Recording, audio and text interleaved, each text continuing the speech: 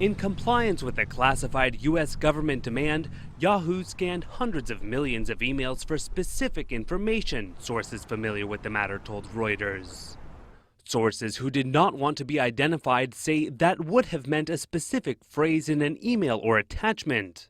Some surveillance experts say this is the first major case to surface of an internet company agreeing to an intelligence request by searching all arriving messages.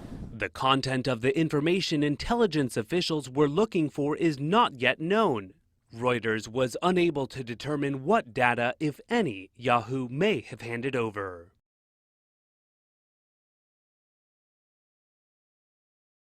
Yahoo Inc. last year secretly built a custom software program to search all of its customers' incoming emails for specific information provided by U.S. intelligence officials, according to people familiar with the matter. The company complied with a classified U.S. government demand, scanning hundreds of millions of Yahoo Mail accounts at the behest of the National Security Agency or FBI, said 3 former employees and a 4th person apprised of the events. Some surveillance experts said this represents the first case to surface of a U.S. internet company agreeing to an intelligence agency's request by searching all arriving messages, as opposed to examining stored messages or scanning a small number of accounts in real time. It is not known what information intelligence officials were looking for, only that they wanted Yahoo to search for a set of characters. That could mean a phrase in an email or an attachment, said the sources, who did not want to be identified. Reuters was unable to determine what data Yahoo may have handed over, if any, and if intelligence officials had approached other email providers besides Yahoo with this kind of request. According to 2 of the former employees, Yahoo chief executive Marissa Mayer's decision to obey the directive roiled some senior executives and led to the June 2015 departure of Chief Information Security Officer Alex Stamos, who now holds the top security job at Facebook Incorporated. Yahoo is a law-abiding company and complies with the laws of the United States, the company said in a brief statement in response to Reuters' questions about the demand. Yahoo declined any further comment. Through a Facebook spokesman, Stamos declined a request for an interview. The NSA referred questions to the Office of the Director of National Intelligence, which declined to comment. The request to search Yahoo Mail accounts came in the form of a classified edict sent to the company's legal team, according to the 3 people familiar with the matter. U.S. phone and internet companies are known to have handed over bulk customer data to intelligence agencies.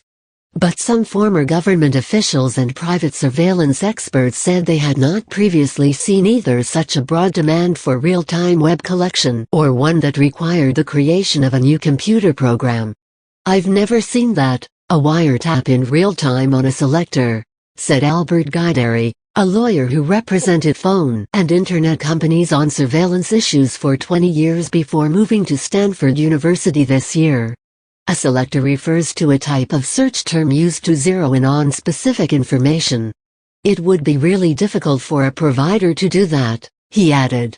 Experts said it was likely that the NSA or FBI had approached other internet companies with the same demand, since they evidently did not know what email accounts were being used by the target.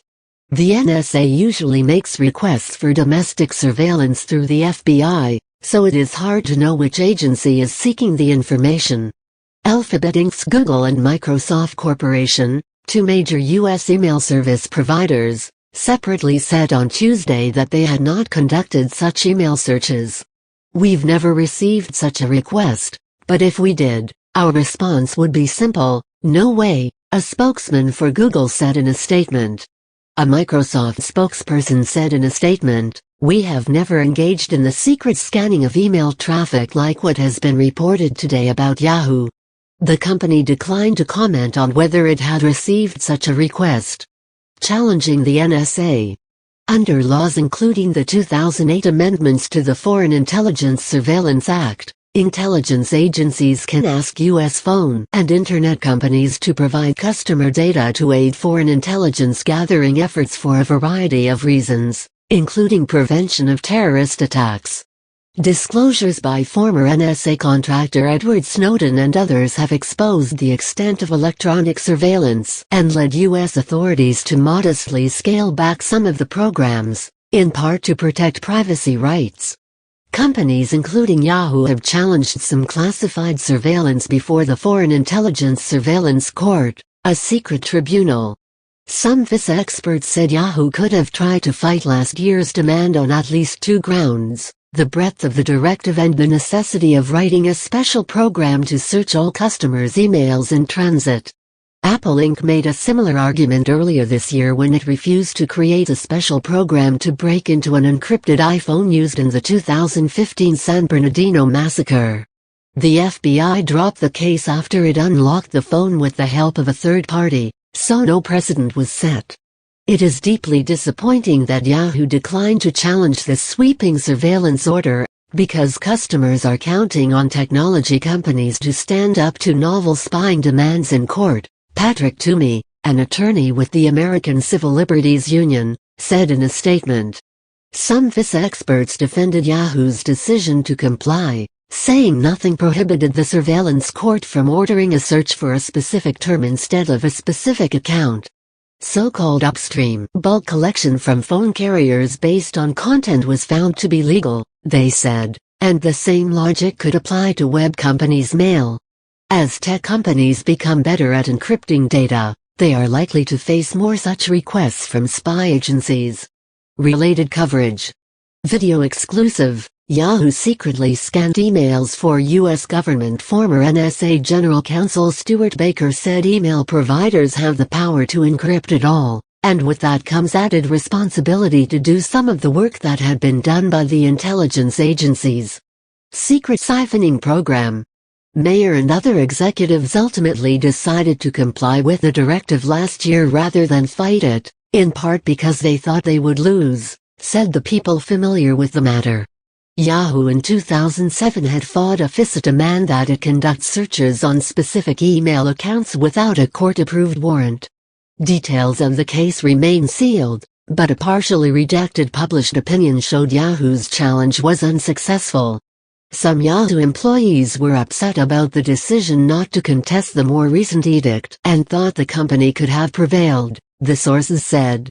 They were also upset that Mayer and Yahoo General Counsel Ron Bell did not involve the company's security team in the process, instead asking Yahoo's email engineers to write a program to siphon off messages containing the character string the spies sought and store them for remote retrieval, according to the sources.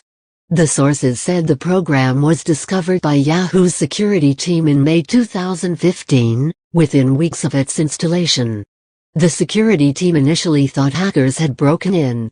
When Stamos found out that Mayer had authorized the program, he resigned as Chief Information Security Officer and told his subordinates that he had been left out of a decision that hurt users' security, the sources said. Due to a programming flaw, he told them hackers could have accessed the stored emails.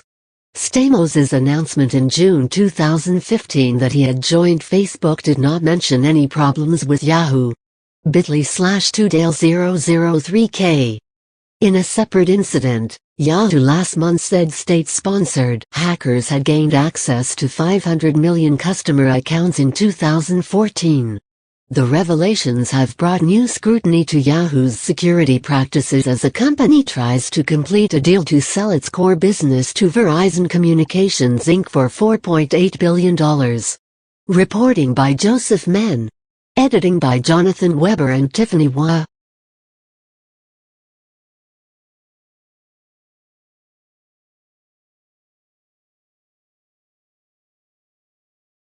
Barack Obama. NSA is not rifling through ordinary people's emails. U.S. President is confident intelligence services have struck appropriate balance, he tells journalists in Berlin. Barack Obama has sought to address European concerns over internet privacy in the wake of the National Security Agency surveillance scandal, insisting U.S. authorities are not rifling through the emails of ordinary people, and he is confident the U.S. intelligence services have struck the appropriate balance between security and civil rights.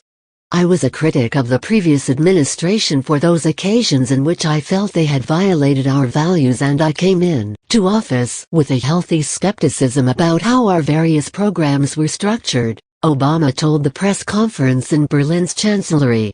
But, he added, having examined how the U.S. intelligence services were operating, I'm confident that at this point we have struck the appropriate balance. Obama's remarks on the NSA dominated the 45-minute press conference, which also covered Syria, the global economic crisis, and Guantanamo, with observers suggesting he had used the occasion as an opportunity to confront European skepticism over the U.S. government's attempts to justify their surveillance operations, which have triggered deep concerns both at home and abroad. In Germany, the practices have widely been compared to those of the Gestapo and Stasi, the state intelligence arms that operated during the Nazi and communist dictatorships. Questions surrounding them have dominated the run-up to the Obama family's 25-hour visit to the German capital, which comes almost exactly 50 years after John F. Kennedy flew into the city and delivered his legendary Ich bin ein Berliner speech. In what came across as something of a charm offensive, Obama even went into a degree of detail over the way the NSA's program worked, saying he wanted to be very specific about the programs that have caused so much controversy. Essentially, one program allows us to take a phone number that has been discovered through some lead that is typical of what our intelligence services do. And what we try to discover is, has anybody else been called from that phone? He stressed that initially no check on content took place. Nobody's listening in on the conversation at that point. It's just determining whether or not, if for example we found a phone number in Osama bin Laden's compound after the raid, had he called anybody in New York or Berlin. But from that point, to listen into the conversation, a court's permission would have to be sought, he insisted, adding that the process applied only very narrowly to leads that we have obtained on issues related to terrorism or proliferation of weapons of mass destruction. He added, this is not a situation in which we are rifling through the ordinary emails of German citizens or American citizens or French citizens or anybody else. This is not a situation where we simply go into the internet and start searching any way that we want. This is a circumscribed, narrow system, directed at us being able to protect our people, and all of it is done with the oversight of the courts. Delivering his 6-minute defense as a state, Angela Merkel, the German chancellor, looked on. Obama concluded by saying the procedure had saved lives. We know of at least 50 threats that have been averted because of this information, not just in the United States, but in some cases threats here in Germany. So lives have been saved, and the encroachment on privacy has been strictly limited by a court-approved process to relate to these particular categories, he said. Merkel responded with a distinct air of skepticism, saying it was a reflection of German concerns that she and Obama had discussed the issue at length and in great depth. People have concerns precisely about there having possibly been some kind of across-the-board gathering of information, she said. The unanswered questions, and of course there are a few, we will continue to discuss. She acknowledged that information received by U.S. authorities had helped foil an Islamist terrorist plot in the Sauerland region of Germany in 2007,